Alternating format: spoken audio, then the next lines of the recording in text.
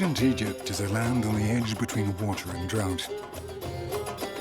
Vegetation and dust, memory and oblivion.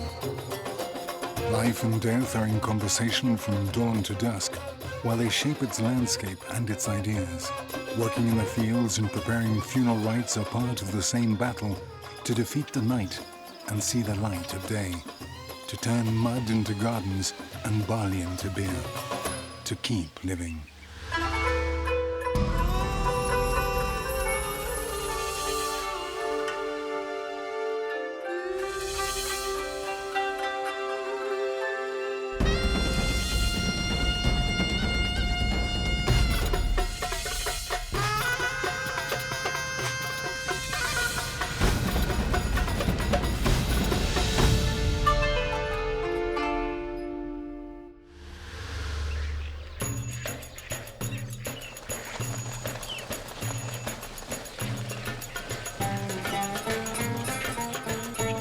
For thousands of years, the men and women of the Nile cultivated eternal life as if it were a garden.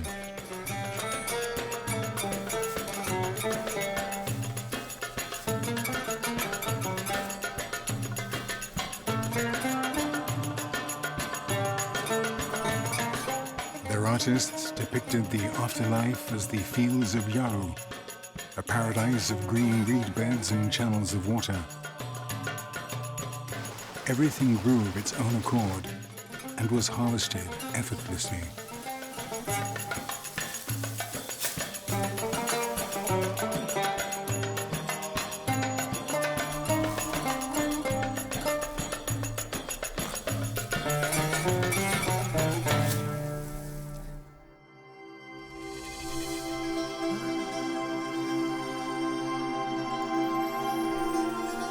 These scenes often included a square or rectangle divided into a regular grid.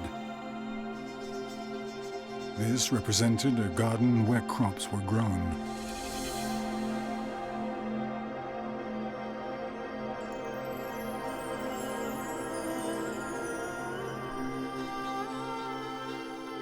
In the tomb of Reneni, governor of the city of Nekheb, built in El Kab around 1520 BCE, there is an image of an unusual garden. It is unique because it stands at the entrance to the other world, represented by the gods Anubis and Osiris in their respective chapels. Here mortal and eternal life share roots and fruits. It is merely an image, the best known of a funerary garden. So, without any material evidence of a real garden of this type, it could be interpreted as a symbolic depiction of the afterlife. But an unexpected archaeological find would change everything.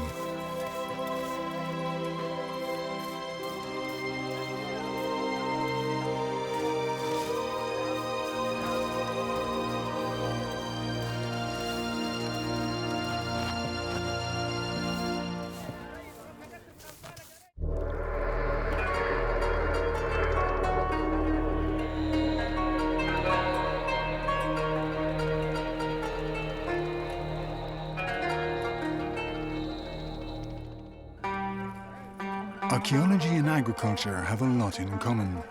They are arts and sciences of careful, patient digging. In both of them, we have to look closely at the ground, interpret its signs, clear away pebbles, stir up the earth, mark out lines.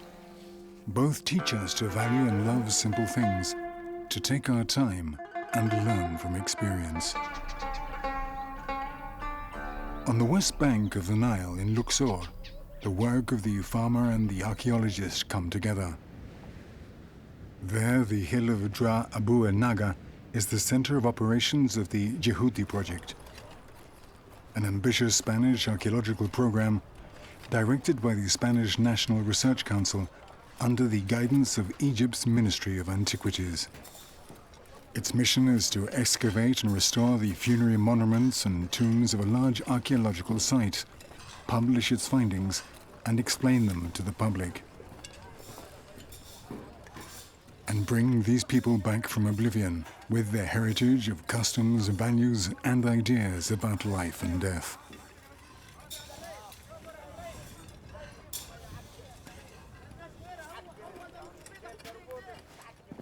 Excavating a necropolis means finding a way into a cosmos of architecture, offerings, corpses, amulets, biographies, and spells, bringing the individual and collective way of thinking and acting to tangible life.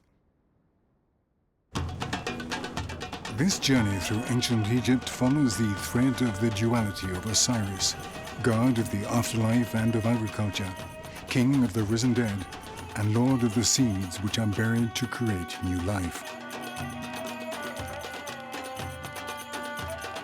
Osiris's main cultic place was the temple of Abydos in Middle Egypt. But all Egyptians worshipped him and, within their capabilities, decorated their tombs to show their intention to make the pilgrimage to Abydos at least once in their lives. They were all hoping for a favorable verdict in the final judgment, under the watchful eye of the god, the supreme arbiter of the deceased, in their journey to eternal life. The Egyptians dedicated a great deal of their resources to preparing themselves for eternal life. Mummification, the coffins, the tomb. Not because they were obsessed with death. Quite the opposite. They were obsessed with life. They wanted to take the life they had on earth, which was everything they adored, with them into the afterlife and enjoy it forever. In fact, Egyptian society was like a dramatic hymn glorifying life.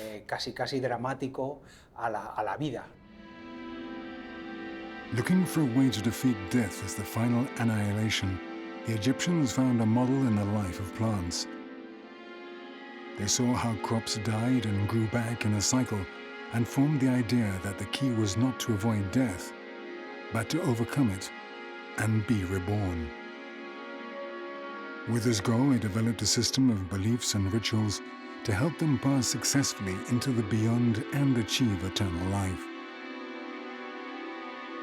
Their artists chose the lotus, which closes at night and opens again in the first rays of the sun, as the ultimate expression of the cyclic rebirth of all plants. The deceased are often depicted smelling a lotus so they can absorb its ability to live again after death. The ancient city of Thebes was built on the east bank of the Nile and expanded around two great temples of Amun-Ra in Karnak and Amun-Min in Luxor. It was the capital of the unified kingdom of Upper and Lower Egypt in two periods, around 2000 BCE and around 1550 BCE. The cemetery stood on the opposite bank where the sun set and grew as the population did. Dra Abu el-Naga is at its northern end. Since its first campaign in 2002, the Djehuty project research team has gradually uncovered a complex network of galleries, chambers, shafts, and constructions, and brought to light a multitude of unique artifacts dating from 2000 years BCE to the Roman era. These items of material culture tell us details about religious and funerary beliefs, but also about everyday life.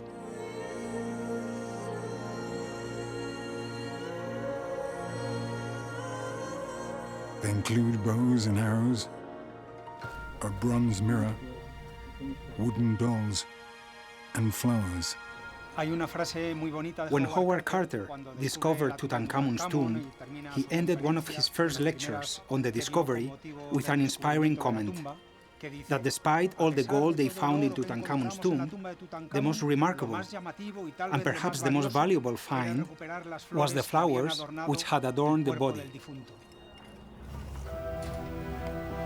Imagining the existence of the afterlife as a rebirth and after that, as a faithful reflection of their earthly existence, led the Egyptians to include all sorts of everyday objects among their grave goods.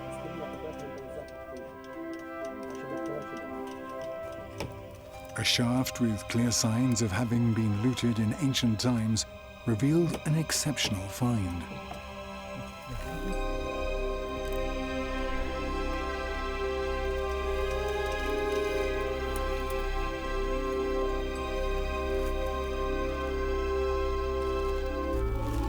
Está decorada.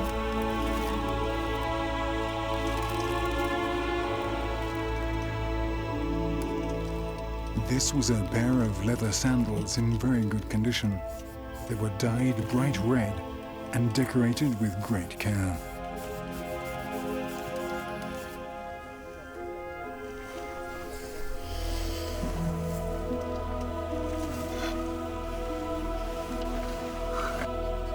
It's beautiful how the red color has lasted. Spectacular, really bright. Here we see an animal figure. La figura animal, la cabeza, The head, las orejas, the ears, las patas delanteras. the front legs. Aquí se identifica otra figura. Parece otra Here's figura another. animal, ¿no? It looks like another animal figure. Bueno, espero We que should con la be able to limpieza see se pueda- more after cleaning. se pueda ver algo más. Egypt is the only place in the world where leather is preserved in this wonderful quality. But what's really extraordinary of this particular pair of sandals is the interior, so the center of the sole has an impressed or a stamped scene showing, amongst other things, gods. And that is something we have no parallels for. This is a pair of leather sandals to be used as such to protect your feet, and you have this beautiful scene, and that makes it really special. We don't have any parallels. A similar pair of sandals are depicted in the tomb of Baheri in El Kab from 1450 BCE. The ones the Djehuty project team found are 100 years older and are decorated with figures of the god Bes, the hippopotamus goddess Tauret, a pair of felines, an oryx, and a rosette at the end of the heel. Their size equivalent to a modern European size 36, and the decorative motifs, divinities relating to pregnancy and birth, show that the sandals very probably belong to a woman. This hypothesis is borne out by the discovery in the same shaft, just below them, of two leather balls joined by a cord. They were made of fine quality white leather and stuffed with barley husks. Curiously, the only evidence of games with balls like these found in ancient Egyptian iconography show groups of young women like this scene from a tomb in Beni Hassan, dating from around 1900 BCE.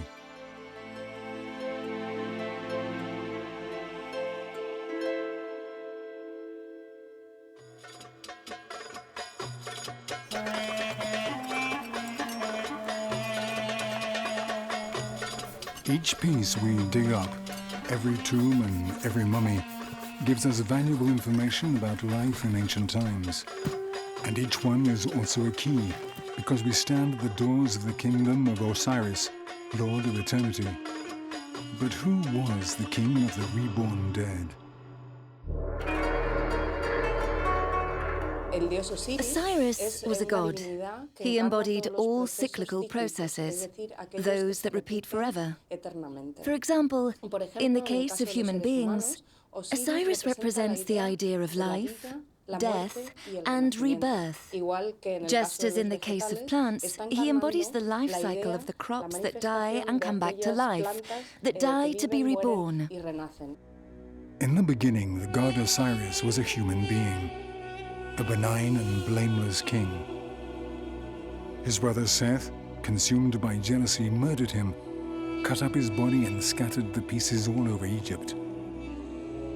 But the primordial deities, creators of the universe, decided that his death had been unjust and rewarded his exemplary conduct by bringing him back to life, only not in this world, but in the next.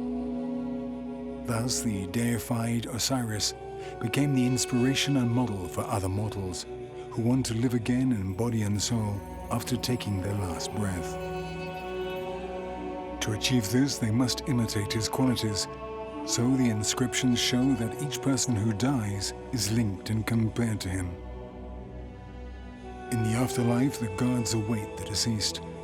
The main two are Anubis, the jackal-headed god of mummification, and Osiris, king of the dead, who presides over their final judgment. In the judgment, Anubis places the deceased's heart on one side of the scale, representing their actions and intentions. On the other side is a feather, Ma'at, meaning truth, justice, and order. The heart must be as light as the feather to be saved.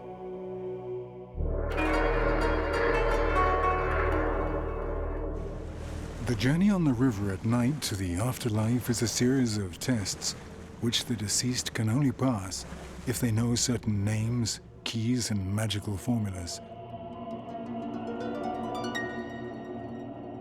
The instruction manual for this adventure is popularly known as the Book of the Dead, because it would be left next to the mummy. Its real name in Egyptian was the Book of Coming Forth by Day, meaning the moment when the deceased come through the dark night and emerge into the exterior with the first ray of sunshine.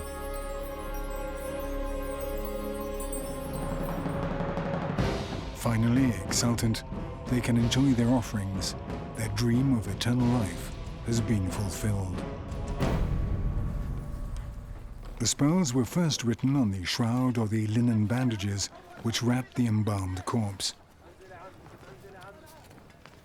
The Djehuty project has found several examples in fragments dating from around 1600 BCE. Later, it became customary to write the instructions on papyrus. The smooth surface meant the characters could be smaller, and so the text could be longer and have more illustrations, often in color. A papyrus which belonged to a woman called Tanejemi, who must have lived around the year 1000 BCE, is now being pieced together and restored.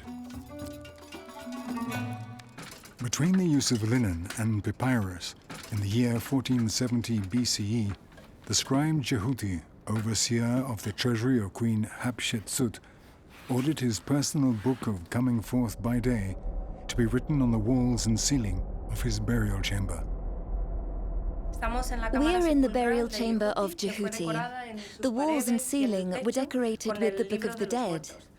This work, which the Egyptians called the Book of Coming Forth by Day, was a collection of funerary texts to accompany the deceased on their journey to the afterlife and help them overcome a series of dangers. It is one of the most important compositions because it was in use for 1500 years, from around 1600 BCE up to the Greco-Roman period.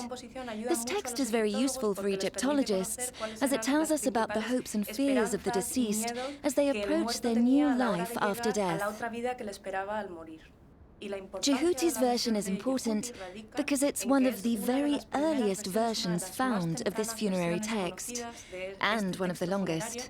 We have documented over 30 chapters, making it a unique example for this phase.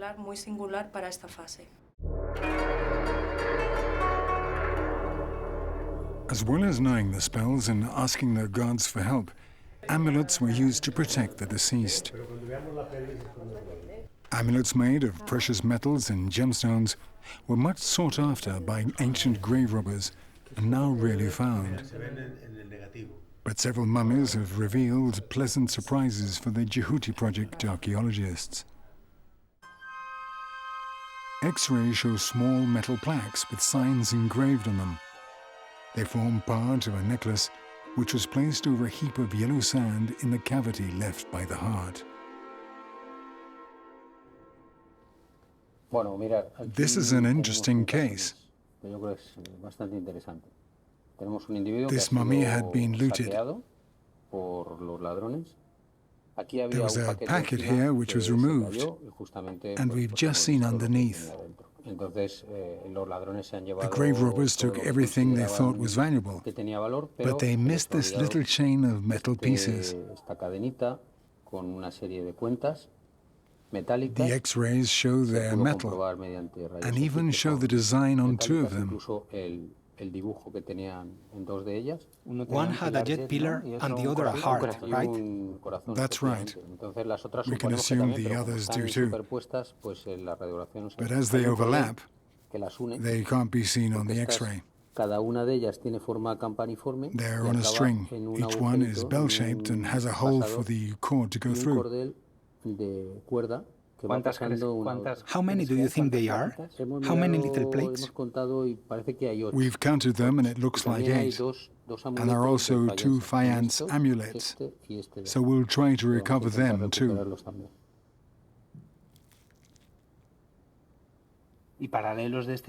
Have you seen this type of little pendants with plaques before? I recall something similar, but they are quite special.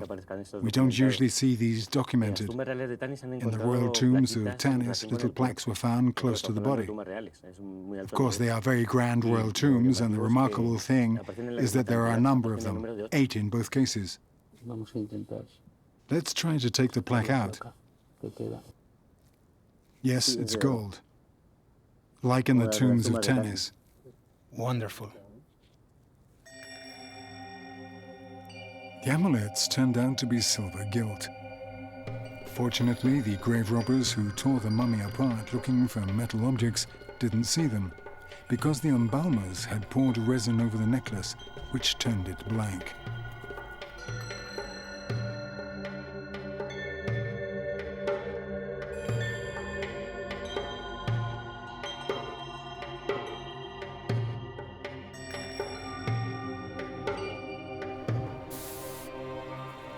The mummification of the body is a critical step in the funeral rites to preserve the person's appearance and thus their individuality and capacity for action.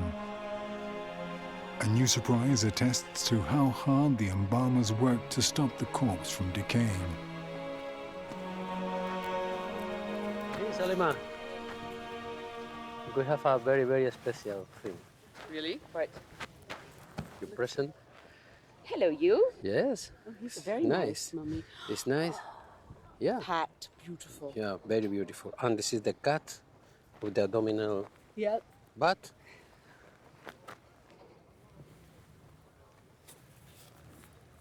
Horus, Ace, Blake. Jesus Christ, it's beautiful. Yeah. This is my first time. I've never seen one like this before in situ. Never. Oh my God. Now let's see. Mummification is a long and complex process with many stages. One of the first stages is removing the internal organs from the abdominal and chest cavity, usually leaving the heart. If it was removed, it would be replaced by an amulet. In this case, to open the abdominal cavity and remove the guts, they made an incision at the level of the left iliac wing in the abdomen to put a hand in and pull out the organs. This incision was made with an obsidian knife, according to Herodotus. Herodotus was here in 460 BCE, and the second book of his histories is about Egypt. He talked to the priests and the embalmers and he explains the mummification process. He divides the mummification process into 3 types: expensive, medium, and cheap. In the expensive one, the guts are extracted through this incision, but not in the other 2. And after that's finished, a plaque is placed over it, a plaque with the Eye of Horus. This is partly religious, partly magical protection, because mummification is not just about preserving the body, it also involves magic. que entender mágicamente también. Bueno, pues el ojo de So the eye of Horus was placed over the incision to protect the body. The body was very important to the Egyptians. Why? Because the Ba, the soul, has to leave the body and then come back, and the body has to be there. It can't be allowed to decay. The Eye of Horus, or Wajet in Egyptian, is an amulet made of faience or other materials. The Egyptians wore it around the neck, and it's the main symbol of protection. That's right. So how important is this discovery we're making? Well, it's important on several levels. First, although there are Horus plaques in different museums, about 10 or 15, many of them are made of wax. Some are gold, in the case of the pharaohs. But discovered in situ, as it is here, and we can see how it was placed in the incision, it's really extraordinary. We don't know what it's made of. It'll need specialist analysis, but it looks like it contains tin and lead. We'll find out later in analysis.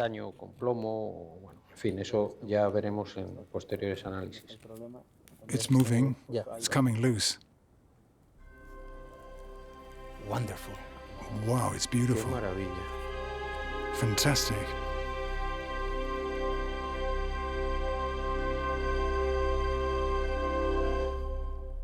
The courtyard at the entrance of the tomb was an important place in the funeral rites, designed to ensure the deceased would live forever in the afterlife.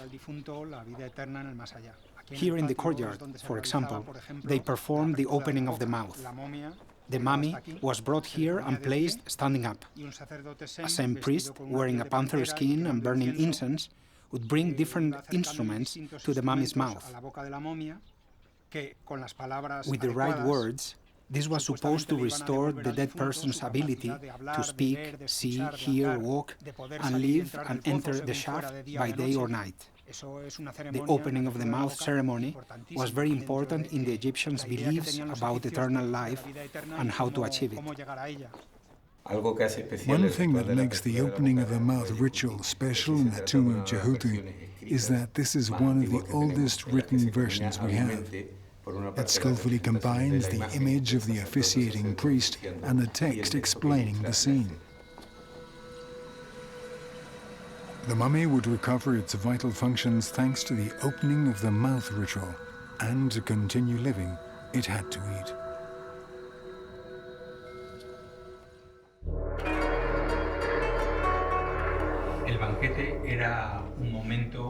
Banquets were a very important part of the public and private life for the elite of Thebes, and so they were also seen as an important part of the ancient Egyptian idea of the afterlife. In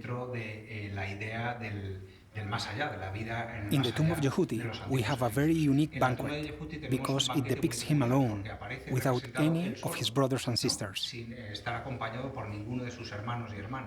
It's quite striking, and it seems that Djehuty is playing with the idea that rather than show them on the wall, he had a bench carved outside, where I'm sitting right now,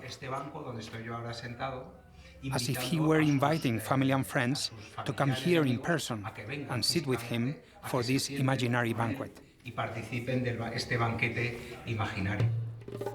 The eternal life the ancient Egyptians imagined was not just spiritual. They tried to preserve the integrity of the body so they could be reborn physically in the afterlife. And they had to make sure they had enough to eat. So offerings of food and drink were a very important part of the cult of the deceased. Egyptians believed that they needed to be provided with food in the afterlife, and they would have need to have food in the earthly realm. So that's, in this way, in this thought, this is where the trays are for. So the way how this would work, because these were placed in the funeral, in the cultic chapels, or like in the cultic area in the cemeteries, the relatives of the deceased would come, would pour some liquid, because you can see the channel, and the liquid would run through the channel, and they could live through the spot. So they could pour some liquid, and they could say some spell in such a way that this spell and the liquid could activate the magical objects and they would become real in the afterlife. Agriculture and archaeology meet again with the find of a unique offering. It's a small ceramic vessel full of very well-preserved barley seeds. At first we might think this was to enable the deceased to make bread. But there's a surprise in the vessel. It also contains 2 dates. This curious set of ingredients was probably not related to what the ancient Egyptians ate, but with their favorite drink. Salima me ha comentado que no es casualidad que junto con la Salima tells me cebada, that la it's not jarrita random tuviera for dos this datos, jar of porque barley una receta to include 2 del dates, Antiguo Egipto because an que, ancient Egyptian trata recipe sobre for la making fabricación beer de cerveza, y en la mentions que se that they menciona mixed que the la barley cebada with a se couple of mezcla dates. con un par de dátiles. O sea que probablemente la jarrita tenía la idea So, de very probably, facilitar al difunto this jar is los intended to give the ingredientes deceased necesarios para que se the fabricara ingredients cerveza needed to make beer más in the allá, ¿no? afterlife. Un Oh, detalle lovely. That would explain this association of 2 species which would not normally go together. What did these 2 dates do in this beer kit? They would add a little flavor to the beer for the deceased to enjoy in the afterlife. The foods offered to the deceased, both when they were buried and when people visited the cemetery for the annual festivals, came from fields allocated to priests for this purpose. But given the desire to bring as much of earthly life as possible into the tomb, and taking into account that gardens are sometimes depicted at the entrance to tombs, could some of them have had a real garden for growing the offerings?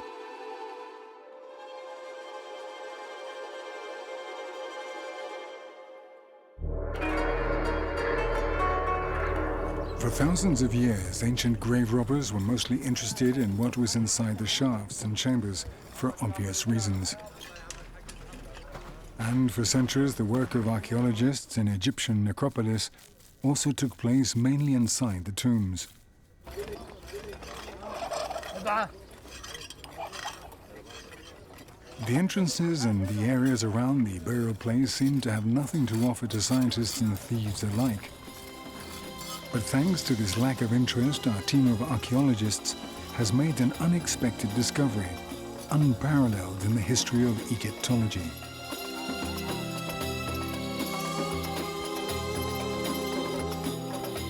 This is the first funerary garden found to date, and it's 4,000 years old. La excavación arqueológica de esta estructura fue muy complicada. The archaeological excavation of this structure was difficult, mainly because it's made of mud, a very fragile material. What we pursued in this dig, as well as revealing the structure, which had remained practically intact for thousands of years, was to study the layers of earth under and over it, so we could know when it was built, how long it was used for, and when it was abandoned. The structure was made with a perimeter wall of mud brick with a layer of mortar on top, and inside a series of squares, a grid of low mud walls. Inside the squares, we could see the earth was very dark, fertile soil, probably taken from land in the floodplain, the area where crops are grown now as they were in antiquity. This soil was added inside the squares so that the plants cultivated here could grow better. Another thing which we found very interesting is that in one of the corners of the garden there was a tree stump, still in place after 4,000 years. The steps leading up to the garden and the tree in the opposite corner are drawn in great detail in the tomb of Amenemhat in Beni Hassan. This tree grew here in the years the garden was cared for.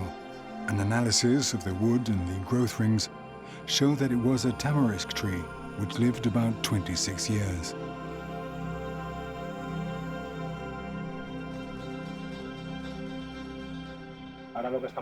Now, we are collecting the remains and seeds from each square so we can identify the plants which grew in the garden. The iconography shows us that the ancient Egyptians imagined the entrance to their tombs as a small garden with a symbolic or ritual function, probably relating to the funeral rites. But this had never been documented in archaeology as clearly as it is here. Some funerary rituals are not documented through materials found inside the tombs, but through those outside the tombs. Fortunately, in this case, by digging outside the tombs, we have found material evidence, like this incense burner, which tells us about the ceremonies and rituals the relatives might have done outside, such as burning incense. Some pieces also tell us about everyday life, because they might have been used in rituals in the garden, but also in everyday life for eating and drinking, like these bowls. They are very typical of the Middle Kingdom, which is the period corresponding to this garden. One of them was found full of dry dates, which were perfectly preserved. One of the nicest is this hair's vase, which is how they are named in hieroglyphs. This vase was probably used in some kind of ritual for libations, pouring out liquid. Another very attractive find is this type of bowl, called kernos. This might have been used in a ritual with water or another liquid, which could be why it has these little cups along the edge. What's interesting about these ceramics is that they tell us something about what happened around the structure of the garden. In this area, we can see different pieces associated with the garden. These four are Middle Kingdom beer jars, some of them with stoppers. What the Djehuty project has recovered for science and human heritage is the most ancient Egyptian funerary garden, dated to around 2,000 years BCE, and it's in an excellent state of conservation.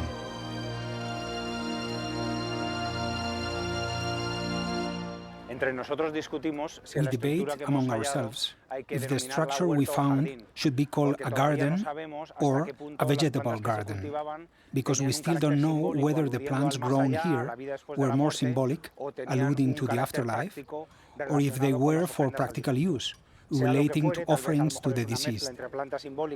It may have been a combination of symbolic plants and produce for offerings.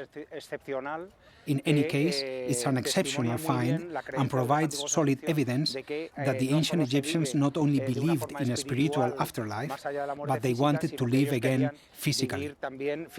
That's why they mummified the deceased and gave them funerary offerings.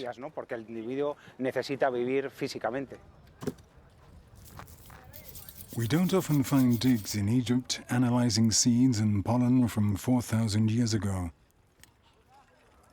The excavation of the garden and the sand which had filled up the entrance courtyard allowed the scientific team to study and identify the plants which had been cultivated for religious and funerary purposes, and the plants which grew there spontaneously or were cultivated on the riverbank and the floodplain.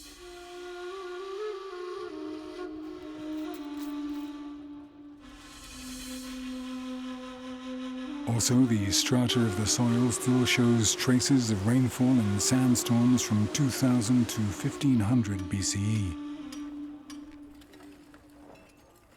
Combining the information gathered from the seeds and the botanical material in the garden, the pollen and the marks of rainfall, gives us a unique opportunity to reconstruct the environment of ancient Thebes in more depth. Digging in a necropolis not only let us understand details of the funerary rituals and the afterlife, it also gives us a chance to discover details of everyday life and even the paleo environment. By identifying the plants grown here in this little garden, we can find out details of the environment in Egypt in the year 2000 BCE. How did the garden survive the constant reuses and transformations of the necropolis? Layer after layer of fine sand, brought here by the wind and rain, gradually covered it up, like a metaphor for the mummified corpses in the cemetery, still waiting to be born again. And this sand also dried and preserved the botanical remains. The best evidence that the courtyard gradually filled up and the garden was hidden is the mud brick chapel built here around 300 years later, as attested by 2 stone stela found inside it. When the chapel was built in the 13th dynasty, the garden was already 1 meter underground. Now we can be sure that some tombs in ancient Egypt had gardens planted in front of the entrance, and not just for practical use. Each of these little green spaces was a kind of anteroom to the afterlife, a foretaste of the paradise that was waiting in the next life for the deceased and their loved ones to enjoy. Después de que la procesión funeraria cruzara el Nilo y llegara a la otra orilla, after the funeral procession crossed the Nile and came to the other shore, the deceased in their coffin was transferred from the boat to a bier on a kind of sledge, which would be dragged along with 2 women taking the roles of Isis and Nephthys. Behind it come the figures holding the funeral equipment, which might be the canopic chest, also being dragged on a sledge, or the ritual known as the tekenu. This represents the capacity or the desire of the deceased to wake up from the sleep of death and live again in the afterlife. The funeral cortege is accompanied by men and women representing or embodying the holy cities of Osiris. The coffin of the deceased is being dragged by 2 oxen. When it reaches the necropolis, it is greeted by the Mu dance, a ritual dance to welcome the deceased to the necropolis, where the Mu dancers are pointing to its destination underground.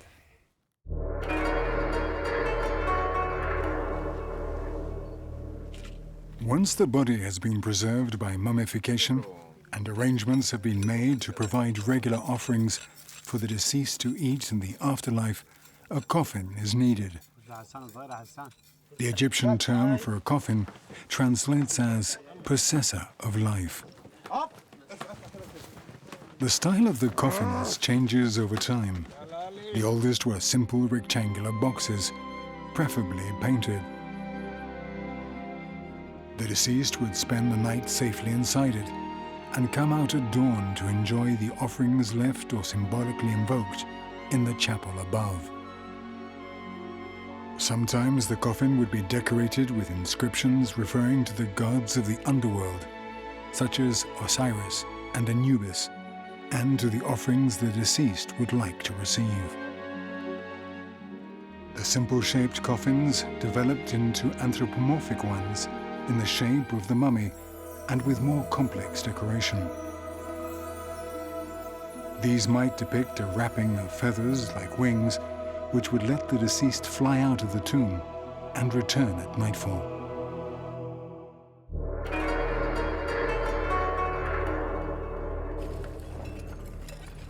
The tomb occupied an important place in the ancient Egyptians' complex plan for attaining eternal life. At times, even the elite classes would make do with a relatively simple tomb, consisting of a shaft 3 to 8 meters deep, which the coffin was lowered into in a horizontal position. Below there would be a burial chamber large enough to leave the coffin on the floor, with the grave goods around it.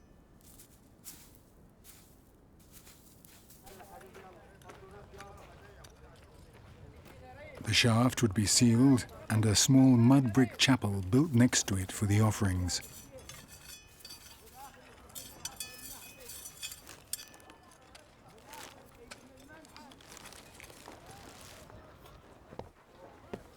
In more prosperous periods, when society became more sophisticated, the shafts were made deeper and more complex, and the chapels of the wealthier citizens became impressive monuments, richly decorated with scenes and inscriptions.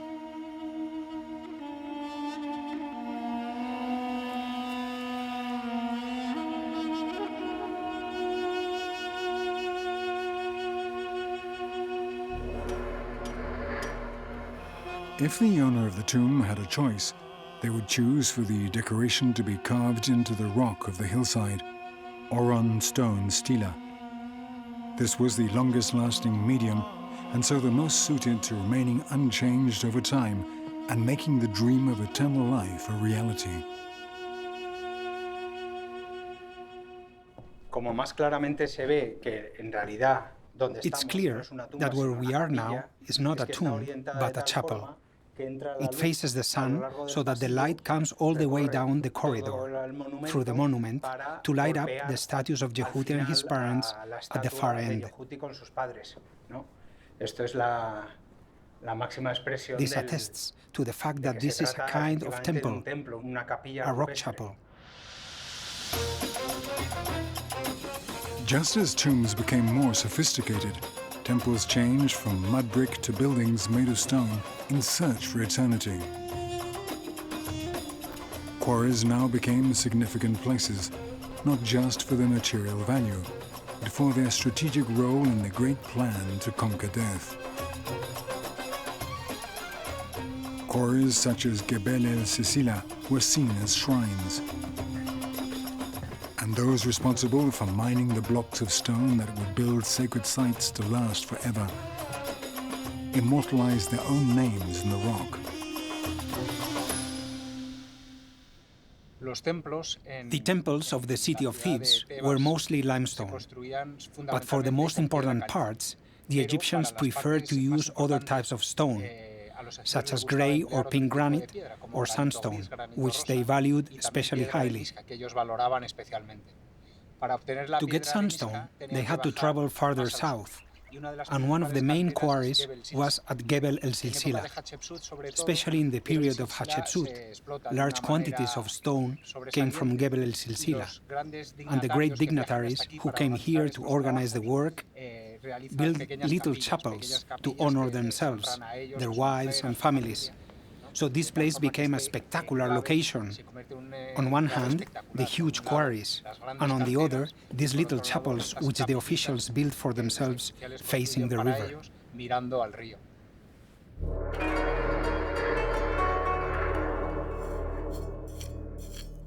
In the imaginary of ancient Egypt, the worst possible destiny was not death, which was unavoidable, but the dreadful possibility of dying without being physically and spiritually prepared for rebirth. This carefully wrapped mummy is a young woman who was paralyzed on one side of her body, maybe due to a stroke. Under the shroud is the crutch which supported her when she walked. This carved wood coffin, painted white and made to look like a mummy wrapped in a shroud, holds the body of a girl aged 15 or 16 who lived around 1600 BCE. The archaeological context seems to indicate it was abandoned by ancient grave robbers after taking it out of the tomb shaft, and for some unknown reason they never came back for it. As it is undecorated, they may have thought it belonged to someone relatively humble, not imagining that the girl's body was adorned with 2 gold earrings in the left ear and a ring on each hand. Also, a loved one had left 4 splendid necklaces on her chest, made of faience beads in different colors, and semi-precious stones like carnelian, turquoise, and amethyst. The translucent central piece seems to be amber, and the blue beads could be quartz from Nubia, or glass, probably from Syria.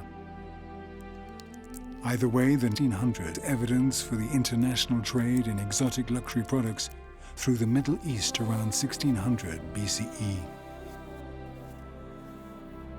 The family members who buried this girl wanted her to make the journey from Thebes to the afterlife with the same jewelry and adornments she must have worn in life. And so she would be reborn and live forever while keeping her social status and her fashionable appearance. The other side of the story is this skeleton. This is all that remains of another young woman whose body was thrown carelessly into a funerary shaft, without embalming and without adornment. Her skull shows clear signs that she was murdered with a metal-edged weapon. Where there are dreams, there are nightmares. In a way, the dream of the Djehuty project is also to transcend time. Apart from the knowledge they contribute with their scientific research, the multidisciplinary team conserves and restores these World Heritage sites so that future generations can visit them, enjoy them, and learn from them. But with a funerary garden, they have done more than that. As the fragility of mud brick and mud prevents leaving the structure exposed to the sun, wind, and rain, the team have created an exact replica and placed it on top of the protected cover installed over the original.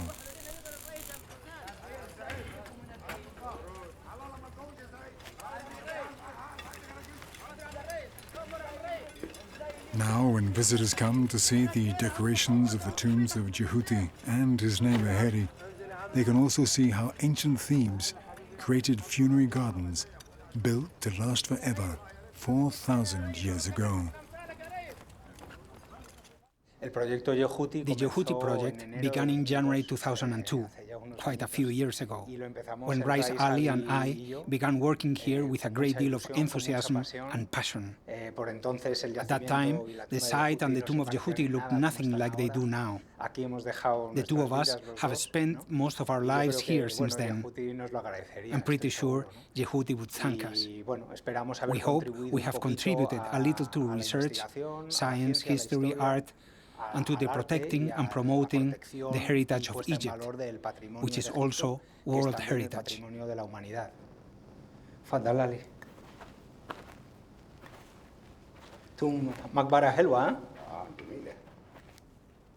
Here the prayers and recitations begin, when entering and leaving the realm of the dead. Turn blessings in the beautiful West to form part of the retinue of Osiris and be able to sit at the offering table of Wen Nefer, to come forth by day taking any form one desires, to place Senate under a pavilion and emerge as a living Ba. All of this the Osiris Djehuty will do after his death.